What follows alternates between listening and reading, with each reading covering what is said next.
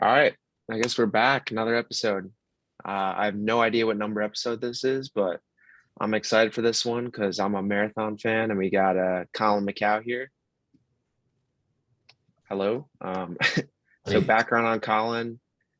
Wasn't a crazy college athlete. Ran 14:08 in the 5K, 29:10 in the 10K, and you took a 6 year break to. You said you went to join the real world, and then you came back, and now you're one of the best marathoners in America. So welcome, Colin. Aaron. Um, first question off the gun. I think we need to know what's your 200-meter PR? That's a good question. I really have no idea. I don't think I've About ever. 400. I saw your 8 was 158 on your T-first. So Was that high school? yeah, Or it's like I guess college if it was on I think T. I ran one kind of like, was it one? What was Yeah. what was your time like at Illinois? Did you like it there? Yeah, Illinois was cool. I had a good time. Like you said, I wasn't that great at running. So I walked on pretty much there.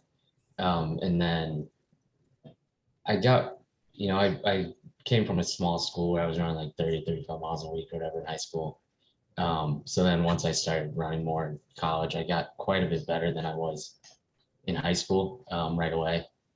I would say my best year was my sophomore year though. After that, I just kind of cruised in. I wasn't that serious about running. It was just something I kind of did because I was pretty good at it. What kind of mileage did you run in college? It was probably 80, 85, something like that. I didn't really do doubles back then. Yeah. So do you think like the lifting, I know you lifted during your 6 year hiatus. Do you think that helped for being able to put down like 140 miles a week now?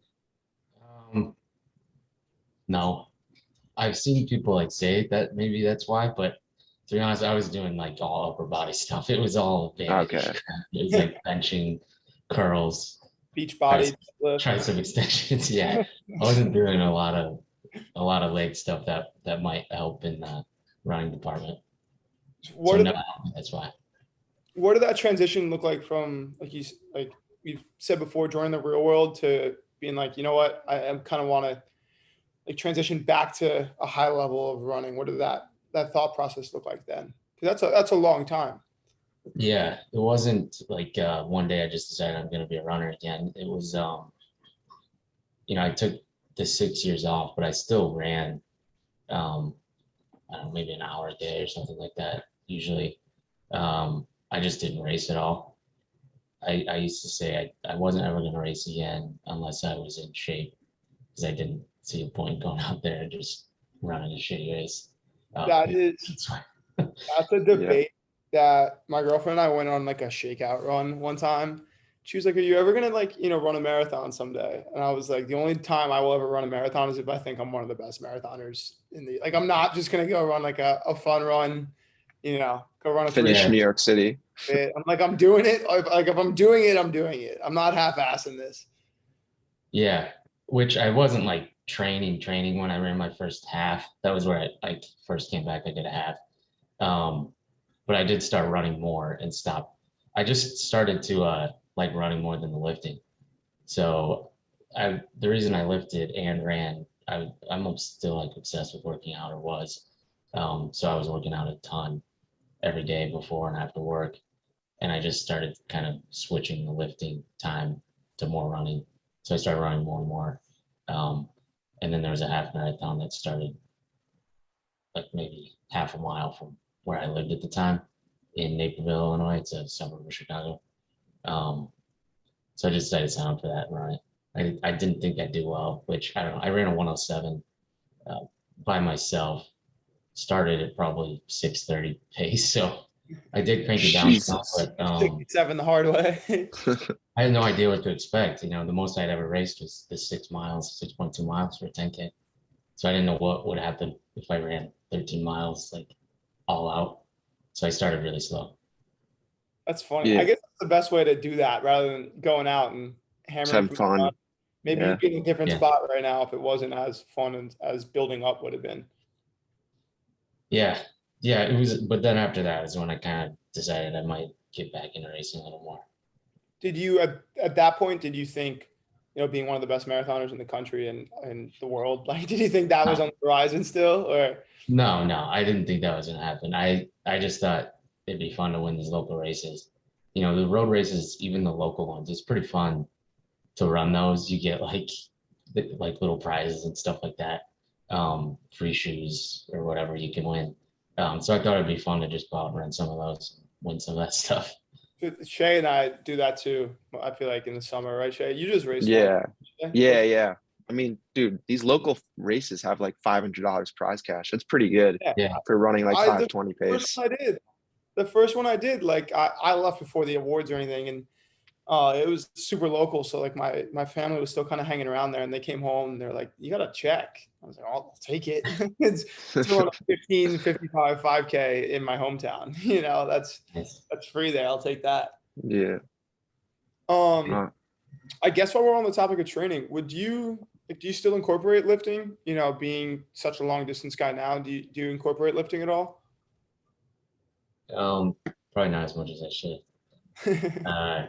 Last summer I was having some issues with my back and stuff, so I lifted back then some. Um, and when I take downtime and I'm not allowed to run, basically, I'll lift just because I can't not work out. Yeah. But that's about it. Do you think that factors into, as you said earlier, you're obsessed with training? Do you think that's a result of that? Yeah, I can't just not do anything. Why do you think that is? It's the way you're wired, or? He's got that Einstein gene. He can't not work. Uh, yeah, I don't know. I like feeling like I'm in some sort of shape, even if it's not like peak running shape. Yeah.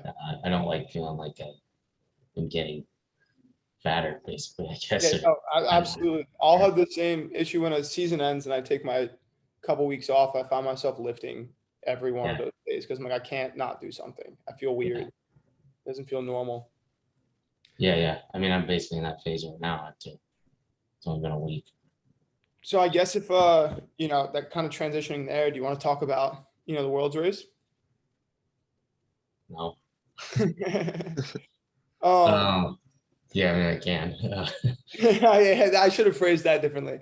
One Right. and are two very different things there. But how are you feeling first and foremost? How's the body feel? Uh, it's okay. So my hamstring got pretty strained during the race, and I did my first like jog since the race today, this morning, and I'm still feeling that when I jog. But it's getting better. I think by next weekend, I'll probably be fine. And then other than that, I just have the normal like marathon soreness in my quads and stuff like that that I get. And then I still have this scrape on my Well, bandage now, but did the yeah. hamstring strain come from the fall, or was that just the result of racing after that? I think it's related. So I got up pretty quick from the fall, but I think I had that surge of adrenaline that everyone talks about. This was the first time I've actually fallen down in a race. So I tried to be like, oh, everyone talks about this adrenaline boost, so try to stay calm. But I don't think there's anything you can really do about it. So I did stay calm. I just kept the pace, you know. And then after a couple of miles, yeah, I started to feel my hamstrings start to tighten up and everything just started to cramp up.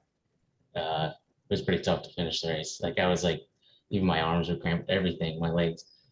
I knew my right one was shot. I was like basically limping after the first loop, which was what were the Do you know loops? which athlete you tripped on? Because we saw like your like torso was in the picture, but we couldn't really see who tripped Yeah, you. the clip's hard to see exactly what happened. I think it was a bottle. So I tripped on a bottle. Someone Okay. Oh, dropped a really? bottle on me. Yeah. Because it was right Someone at must- a fueling pickup, right? It was right yeah, at yeah. It was right at Yeah, the yeah. subway station at like 10K or whatever the heck that was. So it was really early. It wasn't good. But yeah, it was worst marathon of my life. It was tough to finish. And then after the race, I was like in the med tent for a couple hours because my whole body just kept cramping up and I couldn't stop it. They eventually had to give me an IV. Jeez. So How was before you fell, how are you feeling? yeah. Good. It went out. conservatively for those top guys, which was perfect for the pace I want to be at. We were like mid 209s, I think. So it felt good. Obviously, that's easy to say at the beginning of a marathon, though. So who knows what would have happened if I didn't fall? But I think it was playing out perfectly for me up till then. I was really happy with the pace we were going. I didn't have to like make any hard decisions on where to run because it's just like, oh, we're running perfectly where I want to be in this front group. So that was nice. And it was a fast course. I think it was pretty flat. That's nice. What was weather like? I assume it was pretty hot. I know they ran it early, but still. No, it wasn't hot. Not to me, at least. I think it was high 50s when we started, maybe low 60s by the end. Nice. Yeah. It's funny how marathon heat is like so different than like regular heat. Like I live in New Jersey right now. We are getting crushed with a heat wave right now. It's not even like tolerable to go outside, but like even a 75-degree day for like a fast marathon could be pretty warm. You know, it's funny. Yeah. Aside from the race, what was the experience, like racing on the U.S. team at a world championship, especially on U.S. soil? Yeah, it was really cool. Until after the race. But yeah, they treat you really well when you're for USA. It was nice. It's awesome. Gotcha. Yeah. What was? Yeah. What'd you say? I was, I was gonna say. Oh my God, bro. No. What was like, yeah. being there and looking at guys like Rupp, like who's I'm sure someone you've watched for years now, being a runner for a fairly long time. How long have you been running, you think? 10, 15 years? Longer? Yeah.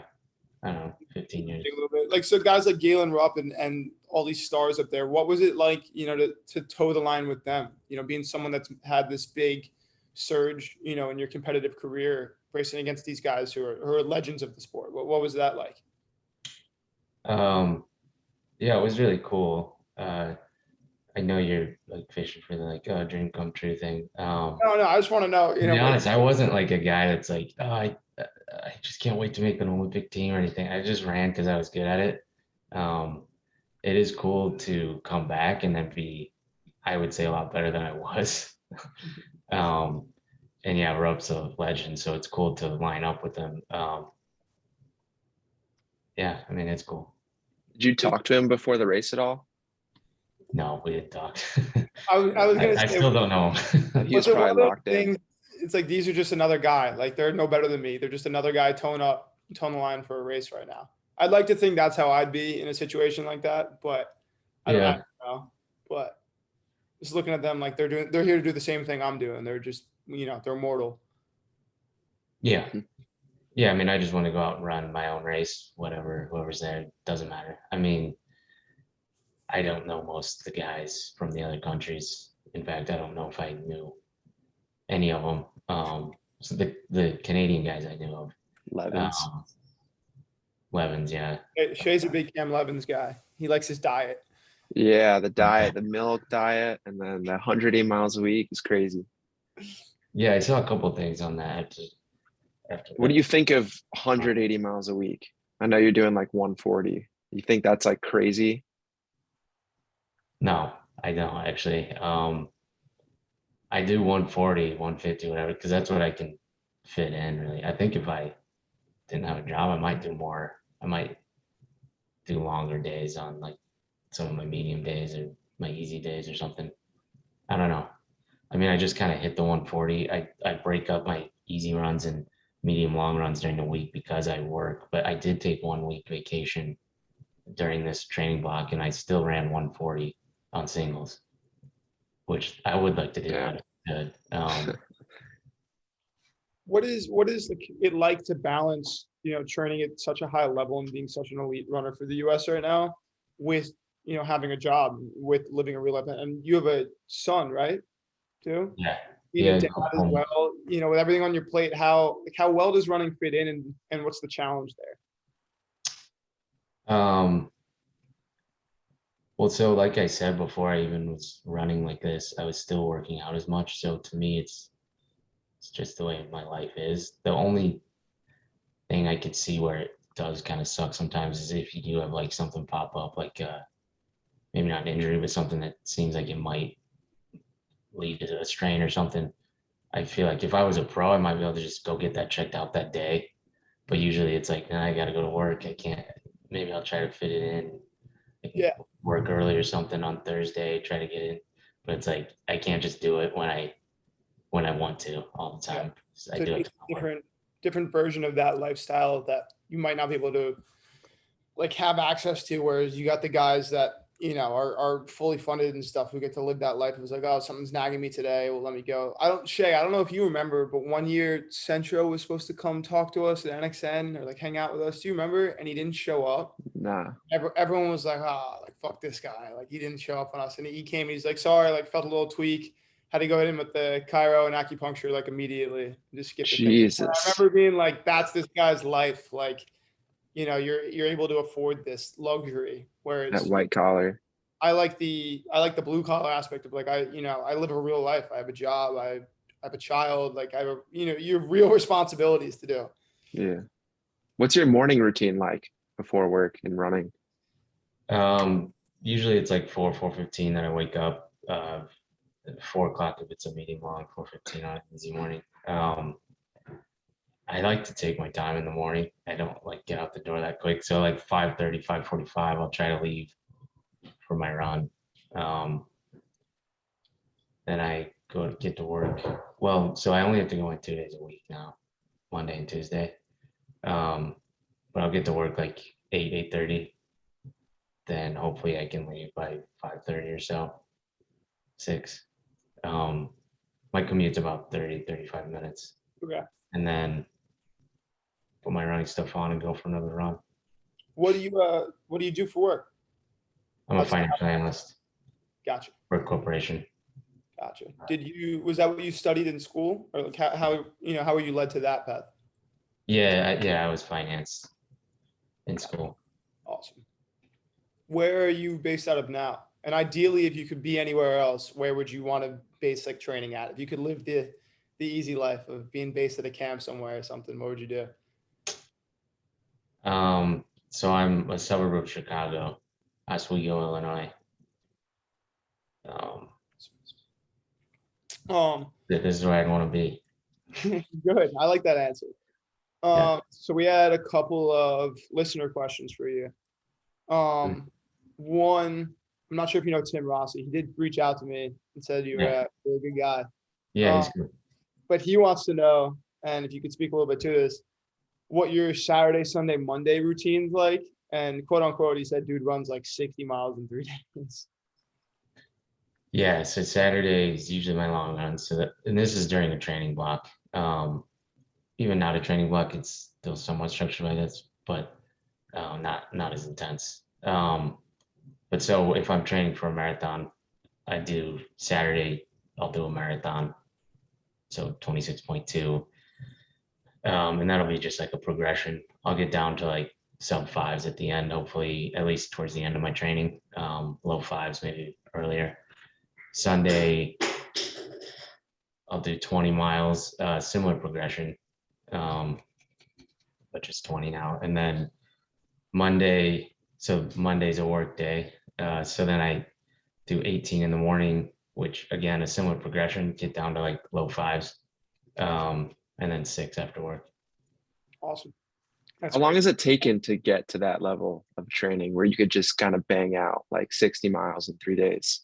You're giving Shay a lot of ideas right now, so be careful how you answer this, because you're gonna look at Shay's Strava. No, because I don't know. I've been doing like some 20-mile doubles like 3 days a week. And I don't know, I've been doing that for like 3 weeks or so, and I've kind of started to feel the effects of that. But I'm just wondering, like, there's no way you could have just gone right into that. It must have taken years. In a row, you're doing 20 in a row, 3 in a row? No, I'll do like a 20 double on Monday and then Wednesday and then Friday. Oh, okay. Yeah, it's in the row thing that's kind of hard. But I think once you start, so how long? I was gonna say once you start, like after the Saturday long run, I'll feel it in the morning on Sunday, like when I start my run. But all that shit kind of goes away as you go, and then by the end of the run, I feel pretty good. But but that's why I do the progression, I guess. But so I never took time off running completely. So maybe that's part of it. I don't know how long it takes to like be able to do that. I think when I first started doing that before the trials in 2020, and it wasn't like a planned thing. So that was when I was on my own. I wasn't on my current track club now, which is Second City Track Club. But I knew some guys on that team. And so I did Houston half marathon in January. Trials was at the end of February, like the very end of February. So for that month, I kind of wanted to ramp it up. So I would do my long run on Saturday, like I always did by myself. And then the Second City guys, would practice on Sunday. And they would do their long run on Sunday. So I would do my long run Saturday, meet up with them on Sunday and do their long run with them. And that's kind of what started it. Like if I was by myself, I don't know if I would have been doing the 2 like kind of long runs in a row, but that turned out, I felt like I was in really good shape after that. So that's why I like to do that still. I think going into the US trials, do you toe the line thinking like, I got a shot right now? I can make a world championship team? I don't know if I would say I thought I had a shot really, but I thought, well, what's the point in not going for it, especially after I ran that Houston half. That was kind of my first race where I really ran with some of the top US guys. It was kind of my first big race. Well, I did Chicago before that, but I did that one very conservatively, kind of on purpose. This is my first marathon. And that one, I think I ran a 2:14 high with some of the guys that are on my team now. But then, then Houston, I ran a 101:40. Well, depends on if you go chip or gun, but I go chip. Whichever one you like better. So 101:44, because I wasn't elite. But I ran up to the front of the American chase pack and I ran in the front and led that up until a mile or whatever. And Reed Fisher and Jared Ward, I think, took that one. Not sure which one actually. None of us won, but the American chase pack, not sure which one of them beat the Americans. Yeah, that was cool. I was at the time I was running for these retired bros track club guys. So it said retired bros on my singlet. I'm like, the American chase pack with a retired bros singlet. It was kind of cool. That's funny. And not an elite. I think the guys were like, who the hell is this guy? they probably were. They're probably like, this is the guy that he's gonna fall off in a couple miles. Yeah. The guy that takes out like the local road race in like a banana costume and just hauls it until they blow up. Yeah. You'll see one of those like every Boston or something. Like someone will just make it out, just all out, looking like an idiot until CJ Albertson. Yeah. No, I'm joking. That kind of worked. I remember watching that race today. That was so funny watching that with you. Just side comments. Yeah, that's the Shea strat. Just go out hard. Yeah. No one likes taking a race like Shea does at the worst possible moment to take it. Like, hey, gotta make it more challenging. Yeah. We got a steep hill in 20 yards. It'd be too easy, yeah. Brutal. Yeah, I've had some successful races from taking it out harder than anyone thinks I should. And so I kind of am still doing that. See, Tim, there it is. Testament. Hey, I think there might have been like 2 races all of high school that I just didn't take from the gun. Because I was one of those pre-heads, as is like evident by the multiple pre-posters in my room. That was like, what did he say? Any other way to lead or to like race a race is chicken shit. So I'm like, oh, I gotta lead everything. Yeah. You also just feel better leading it. Like, I don't know. You feel like you kind of have pressure on you because you're in front. You can't lose. It's more motivation. So Colin, we got another listener question. This one is from Jack Salisbury, one of our teammates, actually. I don't know if you know him. Georgetown guy. We're Georgetown alum now. Just graduated. Anyway, he wants to know the benefits versus the drawbacks of getting up really early. And he put in parentheses that he heard you're an early AM grinder. I am because I have to.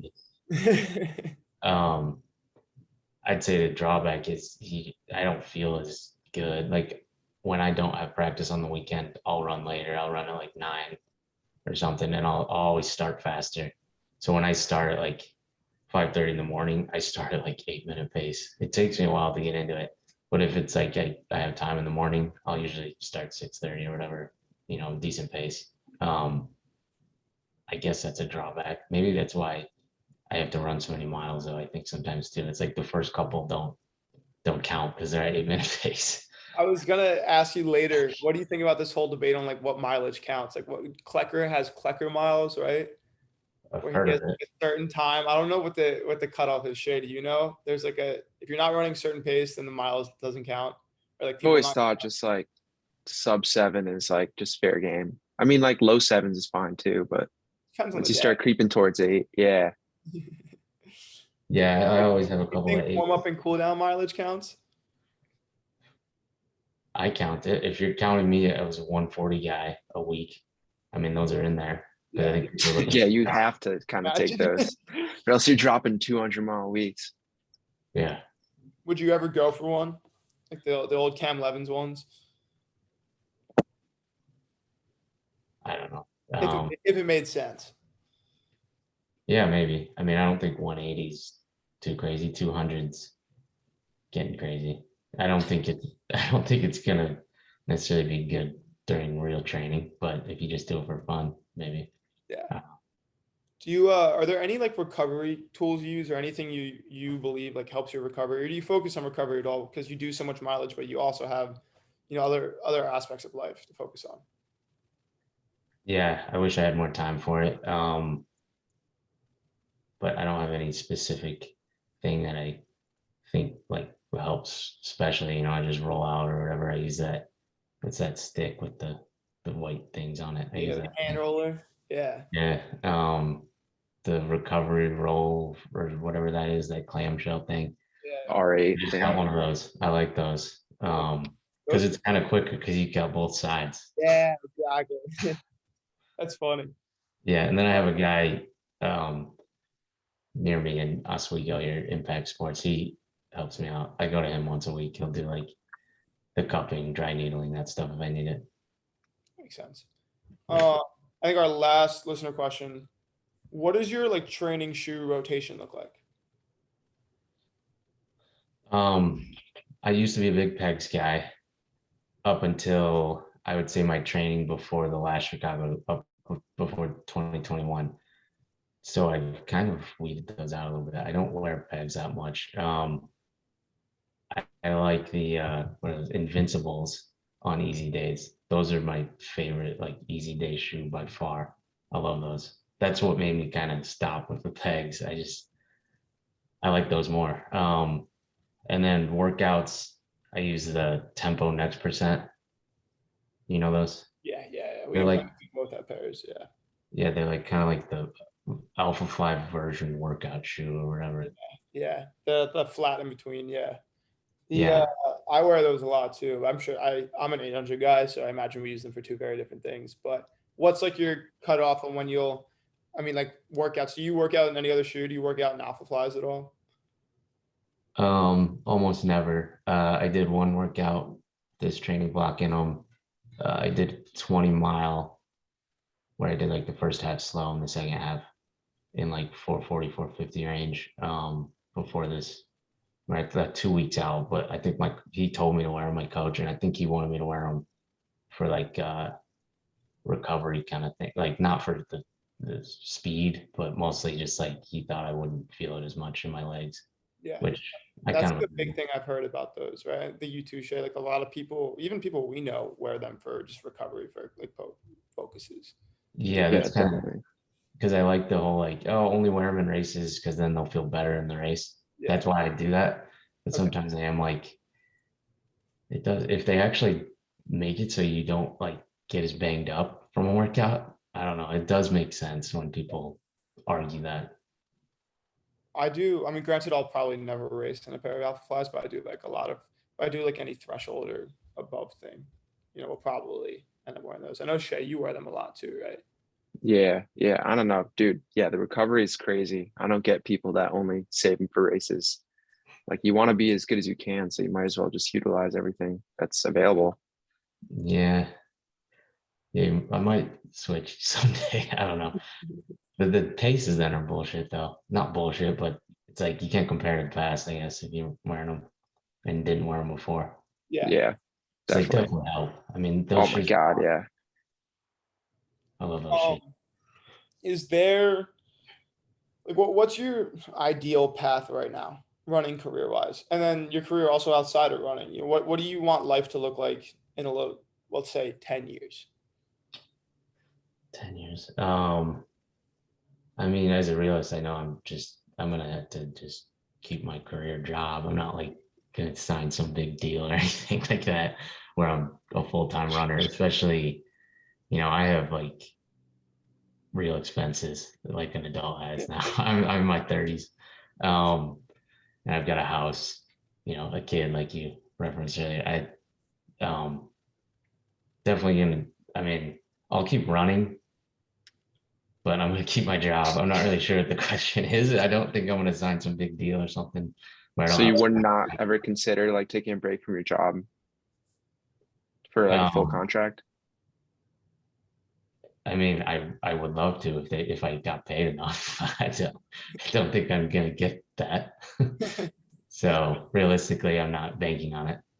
But yeah, it'd be cool to get something small, like some side money. Right now I have nothing. I have no sponsorship or anything. The only money I make from running is race Wow. winnings. Have any companies reached out to you like before and after Worlds? I mean, I imagine like you'd be reaching like some attention from that. If it went well, probably. No. I mean, just Um, being there, yeah. no company has like reached out. So the only thing I've gotten is, like free stuff. Koros, they'll give me a free watch or whatever. I banged my watch up when I fell. So they're gonna send me a free watch, but they're not paying me. Jesus. Yeah, and then Nike and Scratch Labs, they support our team. Oh, So okay. City Track Club. So I get free stuff from them, and obviously that's really cool. But yeah, I don't get any money from anybody. Is there like other races on the horizon that are might be goals for you, like a Boston or Chicago, or like a top finish there, top American, win a race kind of thing? Yeah, I mean, I'm gonna do a fall this year. I'm not sure which one yet. It kind of depends on my recovery, how when I can come back, because obviously Chicago's a month earlier than New York. So we'll just see how much time I need before I can start like really training hard. But yeah, I want to. So I got sixth in Chicago last year. It'd be nice to do better. Yeah, right. Never want to do worse. And we got another Worlds year next year as well too, which is I feel like that's Oh yeah, unique. That I mean, I think that's also never happened given the circumstances. But I mean, what do you yeah. think I'm of wondering what the that criteria is for that. Are they going to do the same thing? If they go off the guys, how we perform, they'll say, no, we got to do something different. If they go off how the women perform, they're like, all right, that works. So I don't know what they'll do. Have they announced what they're doing? I don't I don't know. Is I there don't think so. They're usually know. super late with that stuff. yeah, Like I know unreasonably? last year it was Chicago, New York, and Boston finishes, right? For Americans. Yeah, Yeah, top finishes for Americans. Yeah. yeah. So that's how I got on. Yeah. And I Six. doubt it's too late for them to announce that they do a trials, I assume, right? Yeah. Or they Yeah, I don't don't think they do would. that for Worlds. They just do that for the Olympics, right? I could be wrong there. Yeah, only Olympic have trials. Okay. Are you running Houston? I mean, I don't have anything planned, but that's always a good race. Definitely a very fast half. I mean, I've run two 101 halves, and that's where I ran them. So it'd be nice to run that again, but we'll see. Are there any specific time goals kind of on the horizon that you think are attainable and that are really at the forefront of your mind there? Yeah, I mean, I just want to beat my PRs. I think the half is if I run fast. So my PR there is now I beat it by 3 seconds this year, or the previous mentioned time. So it's a 101.41. So to run faster there would just be cool, but it's not like that big a deal to me. I mean, I would like to run faster. And in the marathon, I don't like my PR. I got to run faster. And I'm bummed What you that I want? can't What do could you look in the mirror with and like your PR? under 210. 58. Nice. I like that. Um, Definitely, yeah. but a 210, I mean, is better than I've run now. So I just got to get faster PR. I just got to run faster. But at the same time, I don't like really like focusing on times in my races. So if like 2021, if I ran my next fall was hot like 2021 Chicago was again, whatever, I'll just go out and race. Who cares about time? It's awesome. So what was the decision for you to kind of, I know you ran Chicago like more as a workout sort of. What was the decision to go easier in that than kind of just gun it as your first marathon?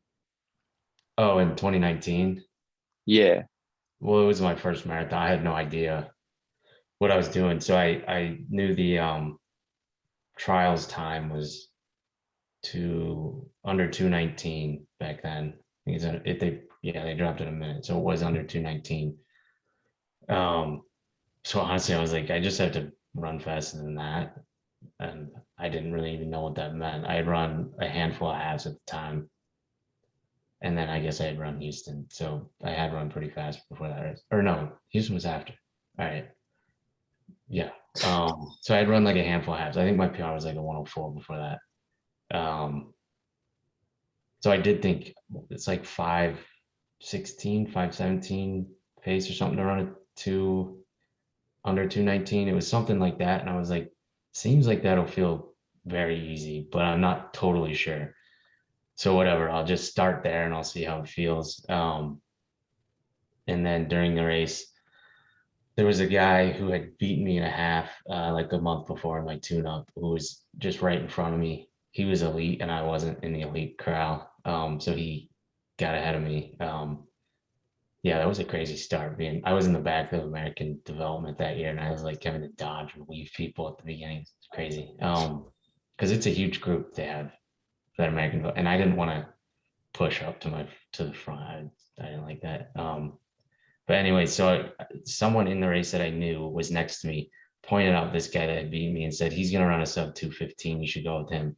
That was like in the first mile they did that. So then I just was like, all right, I'll just run with this guy. So Alan Peterson, he ended up joining Second City after that. Well, we both did. Neither of us were on the team at the time. And then we both joined him. Yeah, he was cool to train with. He's back in Michigan now, but he's a coach. Coaches Grand Valley. So when you got to mile 20, like in that race, did you not feel what they typically talk about in terms of like hitting the wall since you're not going all out? No. I mean, if you fuel correctly, you shouldn't ever hit the wall, But yeah, that one felt pretty easy. I did strain my calf in that one pretty early in the race. Sorry. But it wasn't, we were running, the pace just felt, it was pretty smooth. But yeah, 215 was like the A standard. That's why I guess he was going for that. I didn't know that at the time. So after the race. Oh, that was the A standard? Yeah. Which that Isn't it year. like 211 this year? I don't know. Maybe. Interesting. Shay's considering a marathon jump post college, right, bud? No, I'm not considering it. I'm doing it. Yeah. Shay's a mileage fiend in the making right now. He'll go 0 to 100 in 2 weeks. It's probably not good. But could you speak more to what your team setup's like at Second City? Like how does that work? What's that dynamic like? So we're like all around the Chicago area. Some are in the city, some are in the suburbs. There's so my coach has an elite squad and then he has like a club squad or whatever that isn't in that group. But I'd say we're mostly marathoners. There are a few track guys, but we'll meet on Wednesdays and either Saturday or Sunday for long runs. And we'll switch from meeting in the city to meeting in the suburbs on the long runs. He has both on Wednesdays, both in the city and suburbs. I'll do in the city because my mom has a place there in the city. So I'll just stay there the night before. And then we'll work out at like 5:30 or whatever. Start warm up at like 5 sometimes. There's a track in the city that we go to for that, Montrose. I was going to ask, what's training, in the city of Chicago like? It's okay. It's flat. I like the suburbs more. Like if I'm not going to practice, I don't go to the city to run. We've got I don't know if you guys have ever been to Chicago. we got the lakefront trail or whatever. It's really nice, but it's flat. It's very flat. So I go to this place called Waterfall Glen that's in the suburbs that has it has some good hills. It's like a 9 mile loop, 9.5 mile loop, something like that. So I'll just do my long run. If it's up to me, I do my long run out there. That's You know nice. what the elevation profile is for the loop? No, sorry. I Okay. don't pay that much attention to that. Yeah, There's some good but it's hills, though. decently hilly. Yeah, it's not like there's never a spot where it's like a huge hill that you have to climb that's like a mile or whatever. It's rolling hills, I guess you'd call it. Gotcha. Cool. Yeah, I liked running in Chicago. We had our indoor conference meet there. So we stayed, I guess we were in downtown Chicago. I don't know where we were, but it was like you said, it was flat, but the trail along the water, I think I went to once, and that was pretty nice. Like that. I could see it being a nice city to run in. Yeah, In I the think summer, yeah, it gets cold, but Yeah, it was bitterly cold when we were there. really in the winter. So that lakefront trail in the city, it's like one of the only places where you can get a lot of miles that is cleared of snow and ice. They'll do that. Chicago does that like every morning. They'll clear it. So we go up there for like every practice in the winter That's because nice. everything's icy. Yeah, yeah. I can imagine. What have you thought about the rest of the world so far? You've been keeping up with the other races going on? Yeah, some of them. What's been most entertaining to you so far? Well, the women in the marathon, that was crazy. That was really awesome. 10K was cool. I saw that. Graham Fisher got fourth. That was nice. Geez, I don't know. I mean, I think I've seen the results of most every race. Yeah, Sydney, because I guess this will be out soon, but it would have been last night. That Sydney broke the world record in 400 hurdles. That was nuts. That race was so impressive. She lit Yeah. everyone up. Number Yeah, one, it's crazy. she just keeps chopping that thing away. She's gonna run 49, which is I want to nuts. see her run a flat 400. Is she gonna run the 4x4? They haven't announced the women's team yet. I don't think for the. No idea. But I really hope she does run. What do you think she could pop in just to open for She has run like 49, I think. in like high school, right? On a split? Yeah, I think so. No, she ran the 4x4 last year. No. She ran like 49. Colin, what distance do you think you could beat Sydney McLaughlin in? What would the distance have to be to make the race competitive? Like, what's the shortest distance you could beat her in, do you think? I think I could get her in a 5K.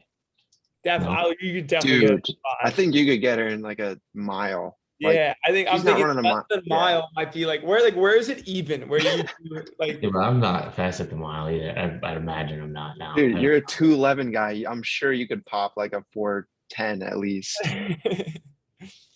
Or 10, maybe. I'm not quick anymore, man. The 140-mile weeks doesn't help that either. Do you do strides at all or no speed work at all?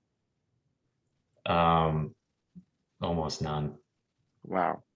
I mean, we do some intervals. It'll be like 1200s at the least, the shortest distance. That's about it. I think So you don't think any sort of speed is like necessary for marathons? No, I don't really think so. In fact, when we do the interval stuff, I'm like, I'll do this just because I can't do a tempo at every single workout, but I think the long tempos that's really what you need. So those are what I think are important for the marathon. Like I like to do, we do like an hour long tempo. So I'll hit sub fives for my pace there. So I'll run over 12 on that. Gotcha. That's the best marathon workout other than the long run progressions. Those two. How do you feel after how are you supposed to feel after a long tempo? I mean, obviously it's not all out. Yeah, I mean, I'm tired though. I'm not sure. I'm not like I want. Usually I feel like I could keep going after I finish. Like I remember the last one, I was hitting low 450s at the end, and I was like, oh, if I just do another mile, 0.1, then I've run a half, and it'll be a pretty good half. So I've kind of thought about doing that just for fun. Yeah. But I didn't.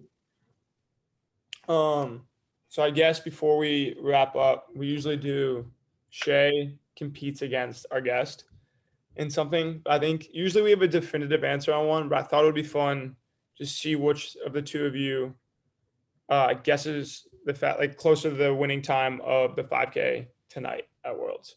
So if you each get a guess, we'll know the answer tonight. But what do you Yeah, got? I don't pay attention to any of this stuff. You're really exposing me here. What do you I think don't they even run? know what they I run. think they're going to be fast or strategic. So that's why I think it'll be fun. I don't know which way it's going to go. I'll say Uh-huh. sub 13, just under like 12:58. Really? What do you That's got? really Yeah. fast, right? Yeah. Okay. But the world record holder is in the race, 12:35 PR. Yeah. You got Jakobs in there too. So it's going to be a great race. I'm really looking forward to this one. But So you want me to say time? What were the I can just say anytime. anytime. Yeah. Yeah. Just closer. I'll just say 13:04. Fuck. More strategic. We'll close hard. All right. And then we'll do the closest listener. We'll get a shirt. So We're making shirts, by the way. FYI. Yeah. I know we keep every we keep podcast. We're saying like, we it, got but shirts. good- It's actually we keep happening. promising people shirts. And we're Yeah. in the process of making them right now. So awesome. Well, thanks, Colin, so much for catching up with us. It was great. And best of That was luck fun. Yeah.